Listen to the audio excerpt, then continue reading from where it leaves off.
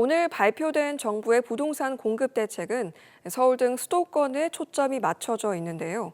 부산, 경남의 경우 집값 상승이 공급 부족 때문이 아닌 만큼 수요가 몰리는 지역에 공급을 늘려주는 세밀한 후속 대책이 필요하다는 지적입니다. 김성기 기자입니다. 정부의 2사 부동산 대책의 핵심은 공급 확대입니다. 서울, 경기 등 수도권은 어느 곳 하나 가릴 데 없이 공급이 크게 부족하기 때문입니다.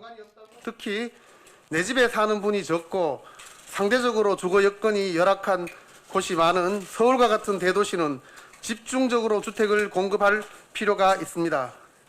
5대 광역시에는 2025년까지 22만 호가 공급되는데 인구 대비로 계산하면 부산에는 1년에 대략 15,000호 정도가 더 늘어나는 셈입니다. 하지만 수도권과 지역 사정은 조금 다릅니다. 부산 집값 상승의 가장 큰 이유가 해운대와 수영, 남구, 동래 등 특정 지역에 수요가 몰리기 때문입니다. 따라서 지역 사정을 고려한 세밀한 공급 대책이 뒤따르지 않는다면 오히려 공급 과잉도 우려됩니다. 지방에 우리 지역의 공급량을 늘리겠다라고 하는 그 물량이 과연 그 수요가 있는 지역에 할당된 게 얼마나 되겠느냐라고 하는 그런 측면에서 봤을 때는 오히려 그 공급 과잉으로 이어질 수도 있다. 반면에 역세권과 준공업지에 인센티브를 줘 개발을 유도하는 도심 공공주택 사업에 대한 기대는 큽니다.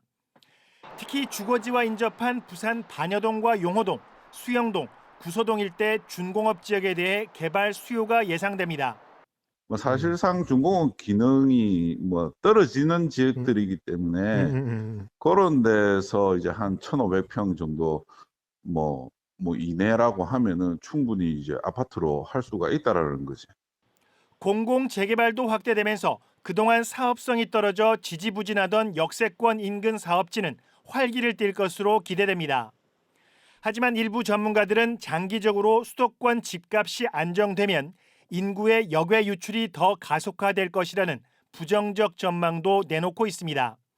KNN 김성기입니다.